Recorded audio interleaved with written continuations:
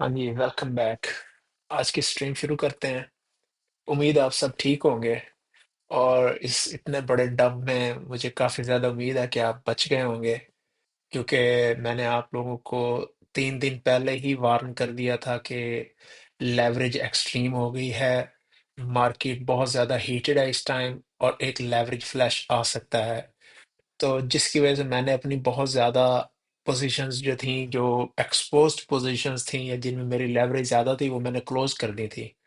और आप लोगों को भी मैंने एडवाइस किया था कि बिल्कुल लेवरेज ना करें, स्पॉट में चले जाएं या अपनी पोजीशंस क्लोज कर दें, क्योंकि हीटेड मार्केट है। हीटेड मार्केट का मतलब होता है जब लेवरेज में लोग 100x 50x 60x तक की लेवरेज ले रहे होते हैं। तो कभी भी ऐसा नहीं हो सकता किसी भी मार्केट में कि आप 1,000 डालें और उसके बदले में आप $50,000 की पोजीशन ओपन कर लें। अगर उसमें मार्केट 2-3% भी ऊपर नीचे होती है तो आपकी पोजीशन लिक्विडेट हो जाती है। तो अगर आप बच गए हैं तो कॉन्ग्रेचुलेशंस। लेकिन अगर उसका एक फायदा ये भी हुआ कि आप बचे हुए थे, तो अभी प्राइसेस इतनी नीचे आई हैं, जिस वजह से भी नीचे आई हैं, तो आप इस पोजीशन में हैं कि उसको अच्छे प्राइस पे भी बाय कर सकते हैं। तो एक चीज ये हो गई। दूसरी, मैं आप लोगों से कहता रहा हूँ कि अपने प्रॉफिट टेकिंग, मैंने समझाया था कि प्रॉफिट टेक करें। जब भी पंप आता है आप उसमें से कुछ ना कुछ सेल कर दें। अब एसएलपी का पंप आया था, मैंने कहा था सेल करें, 50-60% लें प्रॉफिट। उसके बाद हमने बेबी डॉजी का किया है, उसमें भी मैंने कहा कि 50-60% आप बुक कर लें प्रॉफिट। अब देखें, अब आपने प्रॉफिट बुक कर ली है, उसके बाद प्राइस दोबारा वहीं आ गई जहां आपकी बाइंग थी। तो आप चाहें तो आप उसको दोबारा और ऐड कर सकते हैं। अगर आप ना चाहें तो आप जस्ट उसको, जो आपका रिमेनिंग 30-40% है, आप उसको रन करने दें, उसको चलने दें ट्रेड को। तो ये तो होगी। बाकी बात मैंने वीडियो में भी आपको बताया था कि जो अभी बहुत ज्यादा एहतियात की जरूरत है, प्रॉफिट टेकिंग करें, केयरफुल रहें, लेवरेज ना यूज करें। तो उम्मीद है कि आप लोगों ने फॉलो किया होगा। चलें, ये तो हो गई है। अच्छा, दूसरी अब मैं बात करते हैं कि क्या रीजन क्या थी कि डंप आया क्यों है सडन से। एक तो थी लेवरेज। जब लेवरेज होती है ना, तो जो ट्रेडर्स होते हैं, जो वेल्स होते हैं, जो एक्सचेंजेस होती हैं, वो सडन से प्राइस को डंप नहीं कर सकते कि बिला वजह ही प्राइस को गिरा दें। तो हर बंदा ही कहेगा, आप और मैं कहेंगे कि यार ये कोई बात ही नहीं थी, तो अचानक से मार्केट कैसे डाउन होगी। तो इसलिए एक्सचेंजेस जब मार्केट हीट हो जाती है तो वो मूवमेंट रोक के वेट करते हैं कि कोई कैटलिस्ट मिले, कोई ऐसी वजह मिले जिसके ऊपर मार्केट को डंप कर सके, ताकि कोई रीजन बने, ताकि आपका लॉस हुआ आप उसको जस्टिफाई कर सकें कि भाई इस वजह से मेरा लॉस हो गया, फलां न्यूज आ गई, फलां हो गया, कहीं जंग लग गई, कोई कोई भी नेगेटिव चीज हो गई थी जिसकी वजह से मार्केट गिर गई है। हालांकि मतलब होता यह है कि एक्सचेंजेस और इन वेल्स का आपको फंसा के ब्लेम भी आप पे देना होता है कि भाई आप एक्सेप्ट करो कि आपके पैसे जाए हुए हैं, तो आपकी ही गलती थी, आपने ही गलत ट्रेड ली थी।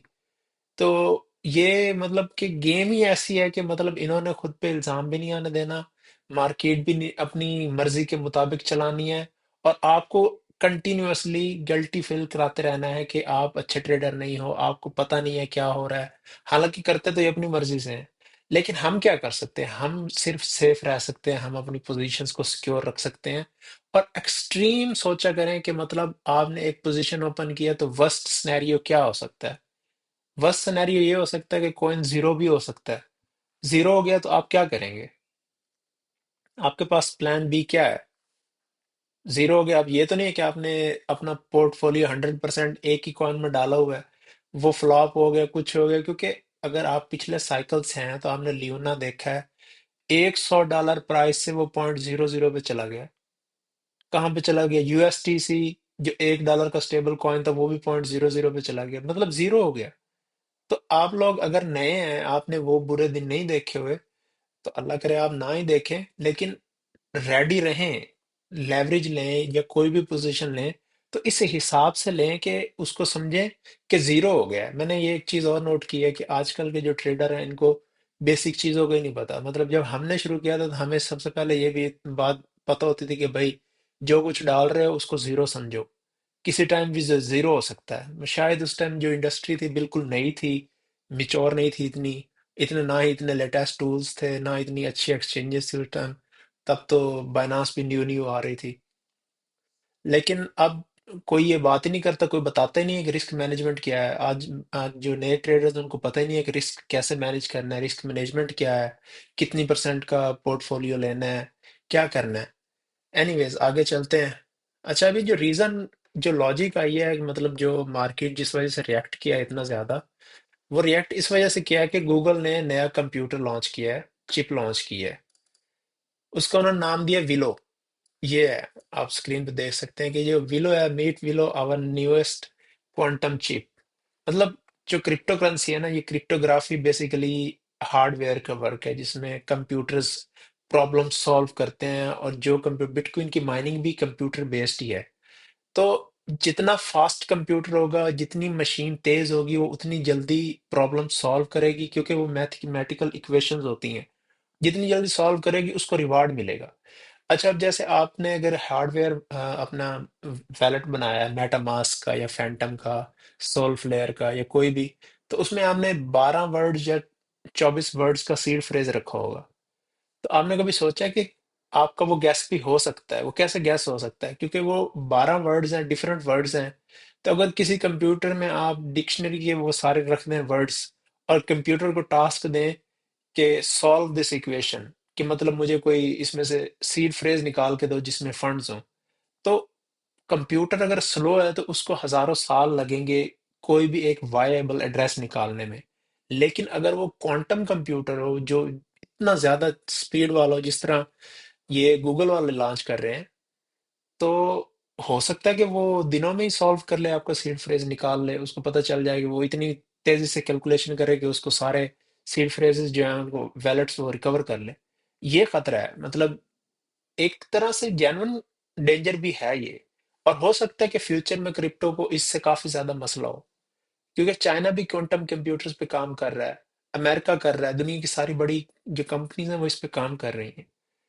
तो एक डेंजर तो है, लेकिन इस डेंजर को इतना भी बड़ा नहीं था कि एक दिन में मार्केट को 20 से 25% गिरा दिया जाता।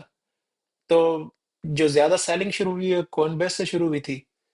तो कॉइनबेस वालों ने स्टार्ट काम शुरू किया, उसके बाद बनास ट्रेडर, और फिर वो लिक्विडेशंस आती गई। तो जब वो लिक्विडेशन एक दूसरे के साथ कैस्केड बनती गई, तो वो प्राइसेस और नीचे आती गई।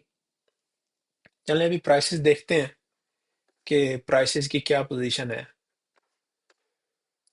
सबसे पहले बिटकॉइन देखते हैं। बिटकॉइन काफी स्ट्रांग है, क्योंकि पिछले दिनों बिटकॉइन ऑलरेडी एक डिप ले चुका है 90,000 की। तो अभी इतना ज्यादा नहीं गिरा। लेकिन बाकी जो आल्ट कॉइन्स थे तब नहीं गिरे थे, अब गिर गए हैं। ये देखिए, मार्केट मेकर जो है वो मार्केट को इस तरह से रन करते हैं कि वो आपको टोटली कंफ्यूज रखते हैं, कि आप फुली कंफ्यूज रहें, आपको समझ भी ना आए कि मतलब क्या हो रहा है। कि नॉर्मली ये होता है कि बिटकॉइन गिरता है, आर्ट्स गिरते हैं। तो पिछले वीक क्या हुआ था कि बिटकॉइन गिरा, आर्ट्स हिले ही नहीं है, 1% भी डाउन नहीं है।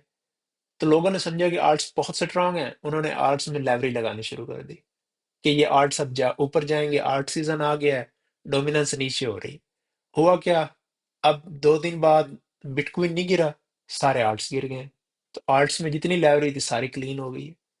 तो ये बहुत स्मार्ट किस्म की गेम है, इसमें आपको बहुत ज्यादा फ्यूचर फॉरवर्ड थिंकिंग करनी पड़ती है, सोचना पड़ता है।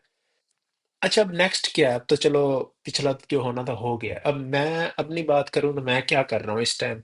मैं पोजीशन लेने के चक्कर में हूं कि मैं कैसे लूं, लेकिन मैं थोड़ी बहुत मैंने पोजीशंस ली हैं बिटकॉइन में, सोलाना में और इथेरियम में। लेकिन मेजर पोर्शन मैंने अभी भी साइड पे रखा हुआ है। वो इसलिए कि जब भी डिप आती है तो उसको फिर रीटेस्ट होता है, उसके बाद एक और वीक आती है। ये बड़ा लंबा लेंथी प्रोसीजर हो सकता है, चॉप भी हो सकती है मार्केट के, बार बार सपोर्ट को टच करे। हो सकता है सपोर्ट ब्रेक भी हो, फिर वहां से रिवर्सल हो। दूसरा ऑप्शन ये है कि ये भी हो सकता है कि मार्केट यहाँ से वी शेप बनाए।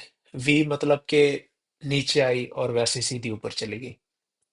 दोनों सिनेरियो में ये है कि लालच नहीं करनी, आप बस सेफ अमाउंट, अगर आपके पास फंड्स हैं इस टाइम, तो ये बहुत बड़ा अपॉर्चुनिटी है आपके पास कि आप इस टाइम सस्ते कॉइन्स बाय कर सकते हैं। और इतना बड़ा लिक्विडेशन इवेंट ये हुआ है, ये मई 2021 के बाद मेरे ख्याल में सबसे बड़ा लिक्विडेशन इवेंट है। अगर आप मई 2021 में थे तो आपको पता होगा कि तब क्या हुआ था। इतना शदीद, मतलब $8 बिलियन लिक्विडेट हुआ था फ्यू फ्यू डेज में। तो अभी भी $2 बिलियन बहुत बड़ी अमाउंट है ट्रेडर्स के लिए। 500,000 ट्रेडर्स जो हैं वो लिक्विडेट हो गए हैं। 500,000 ट्रेडर्स, मतलब 500,000 ट्रेडर्स जिन्होंने पोजीशंस ली हुई थी, ये देखें आप कि 569 316 ट्रेडर्स लिक्विडेट हो चुके हैं फुली, मतलब वो मार्केट से आउट हो चुके हैं। अब वो और फंड्स लाएंगे, ये जो भी करेंगे वो बात की बात है, लेकिन जब तक उनके पास और फंड्स नहीं आते वो पार्टिसिपेट ही नहीं कर सकेंगे। तो अगर आपके पास अभी फंड है तो आपके पास गोल्डन अपॉर्चुनिटी है, आप इसको बाय करें और इन्वेस्ट करें। अभी 50% तक आप इन्वेस्ट कर लें, बाकी 50% आप रखें कि अगर और डिप आती है तो आप उसको 50% को भी और इन्वेस्ट कर सकें। बाकी बिटकॉइन ठीक है, मेरे ख्याल में 90 बहुत स्ट्रांग है। अगर कोई एक आध और डिप आई भी सही तो ये 90 पे नहीं जाएगा। जितनी स्ट्रेंथ दिखा रहा है ना, तो मुझे लगता है कि ये अभी इतने बड़े लिक्विडेशन इवेंट के बाद इसको 100 क्रॉस से ऊपर चले जाना चाहिए। बेबी टॉजी हैरान कुन तौर पर बहुत ज्यादा स्ट्रांग है। हैरान कुन तौर पर मुझे इससे इतनी उम्मीद नहीं थी, जितनी स्ट्रांग इतने बड़े लिक्विडेशन इवेंट में और इतने डंप में भी बेबी डॉजी नहीं हिला। मतलब हमने 50% प्रॉफिट बेशक बुक किए हुए, लेकिन इसको भी पोजीशन को रखें। मुझे लग रहा है कि ये भी बहुत अच्छा परफॉर्म करेगा अगले दिन में। उसकी वजह ये कि जितनी ज्यादा स्ट्रेंथ शो कर रहा है, इसका मतलब है कि बायर्स एक्टिव है, सेलर्स कम है। तो इसको तो लाजमी पोजीशन में रखें, इंशाल्लाह यहाँ से 2x करेगा। मुझे जो लग रहा है ना, ये बहुत अच्छा परफॉर्म करेगा। डी ना बहुत डाउन गया, मतलब चलें, ये तो फिर होता ही है, कुछ कॉइन्स आप कुछ डाउन। लेकिन अगर आपने ये स्पॉट में बाय किया हुआ है तो इसको टेंशन फ्री होकर छोड़ दें। टेंशन की बात नहीं है, इसलिए मैं कह रहा हूँ किसी कॉइन में आप ज्यादा फंड्स ना लगाया करें। मैक्सिमम 5 से 10% लगाए, बाकी फंड्स वैसे ही रख लिए। अगर आपने इसके 5 से 10% इसमें लगाया हुआ अपना पोर्टफोलियो, तो इसको स्पॉट में ऐसे ही छोड़ दें। ये कहीं नहीं जाएगा, रिकवर हो जाएगा। कितना टाइम लेगा ये हम इसको बाद में देखेंगे। इथेरियम 4,000 से जितना नीचे मिल रहा है इसको बाय करते रहें, आप बाय करते रहें। 4,000 से नीचे डिस्काउंट है, जिसकी फेयर प्राइस है इस टाइम 4,000 से above है। 4,000 से नीचे जितना मिले आपको उतना इसको कलेक्ट करें, उतना अकामुलेट करें, उतना बाय करें इसको। एसएलपी भी काफी डाउन आ गया है। सोलाना सोलाना ने आज काफी अच्छी स्ट्रेंथ दिखाई है, इथेरियम के मुकाबले पे आ रहा है और काफी अच्छा जो है इसका देख रहे हैं। और मैं कल न्यूज़ देख रहा था कि जो इथेरियम फाउंडेशन के बड़े पुराने अच्छे प्रोग्रामर्स हैं, मैक्स उसका नाम था, वो अभी सोलाना अपना इथेरियम छोड़ के सोलाना में आ गए हैं। तो सोलाना में इस टाइम पूरी दुनिया का टैलेंट आ रहा है। और सब आप क्रिप्टो करके देखें, आप किसी भी ब्लॉकचेन पे आप ट्रेड करें तो सबसे अच्छा एक्सपीरियंस सोलाना का है। इसमें बहुत ज़्यादा फास्ट है, इसके वैलेट बहुत अच्छे हैं और जो ट्रांजैक्शन फी है वो बहुत कम है। ये एक आइडियल ब्लॉकचेन है, तो इसको लाजमी अपने पोर्टफोलियो में रखें। ये भी प्राइस डिस्कवरी में जाएगी, बहुत ऊपर इसने भी जाना है, तो इसको भी लाजमी नज़र में रखें।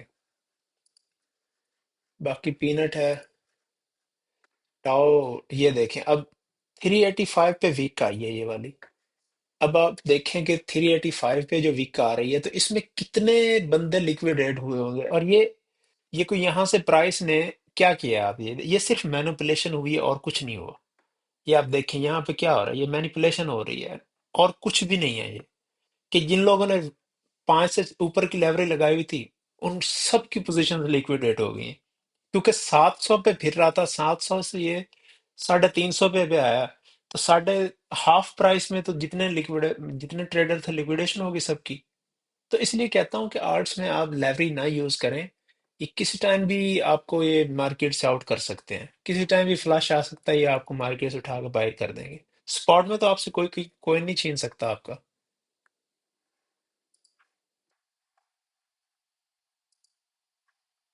बीएनबी, ये भी सही है। बीएनबी को आप लाजमी रखें, काफी अच्छी स्ट्रेंथ दिखा रहा है। अच्छा, कॉइन्स ने ना अभी, ये जो मेजर कॉइन्स थे इन्होंने बहुत अच्छी स्ट्रेंथ दिखाना शुरू कर दी है, चाहे बीएनबी है, इथेरियम है, या सोल है। तो आप इनको अभी पोर्टफोलियो में आप रखें। ये मेरे ख्याल में बहुत अच्छी आज एक गोल्डन अपॉर्चुनिटी आई है कि एक लंबे बुल रन से पहले इतनी बड़ी डिप आ गई है कि जिसमें आप लो प्राइसेस पे अकोमोडेट कर सकते हैं। आप कॉइन्स को बाय करें, डरे नहीं, अगर आपने पहले ही बाय किए हैं तो उनको होल्ड करें, क्योंकि इस तरह की डिप्स आती रहती हैं और ये बुल मार्केट का इनिशियल फेज होता है जिसमें डिप्स आती हैं। जैसे जैसे बुल मार्केट ऊपर जाएगी, फ्रीक्वेंट मतलब अक्सर ही ऐसे ही नॉर्मल डे में आपको पता चलेगा कि 20% मार्केट गिर गई है। तो इसलिए ये लेवरेज फ्लश जो है ये कंटिन्यूअसली आते रहेंगे मार्केट में। अगर आपका ये पहला एक्सपीरियंस है या आप न्यू हो, तो इससे सीखें कि मार्केट के अंदर किसी भी टाइम लिक्विडिटी फ्लश आ सकता है। तो आपने अपनी पोजीशन उस हिसाब से मैनेज करनी है। तो बस यही है आज का। बस ये है कि डरना नहीं है, इन्वेस्ट करें। अगर आपने क्रिप्टो करनी है तो ये चीजें साथ लेके चलनी पड़ेंगी। ये बहुत कॉमन है, ये डिप्स बहुत ज्यादा कॉमन है, और लोग सबसे ज्यादा पैसा भी बुल मार्केट में लॉस करते हैं, बेयर मार्केट में नहीं करते। बेयर मार्केट में तो प्राइसेस ऑलरेडी लो होती हैं, ना कोई वोलेटिलिटी होती है, वॉल्यूम भी कम होता है। बुल मार्केट में लोग इसलिए पैसा जाया करते हैं, वो बाय हाई करते हैं, सेल लो करते हैं, लेवरेज हाई करते हैं, लिक्विडेट हो जाते हैं, पंप होने वाले कॉइन को शॉर्ट कर देते हैं, वहां पे लिक्विडेट हो जाते हैं, और जो कॉइन अप जा रहा है उसमें से फोमो करके वहां पे लॉन्ग करते हैं, और फिर 2-4 साल के लिए वो फंस जाते हैं अपने सारे पैसे उसमें डाल के। तो ये सारी चीजें देखें। बाकी गुड लक। बाकी फेसबुक वगैरह पे आपको कोई क्वेश्चन हो तो आप वहां पे मुझसे पूछ सकते हैं। आज के लिए इतना ही है, काफी है। अल्लाह हाफिज।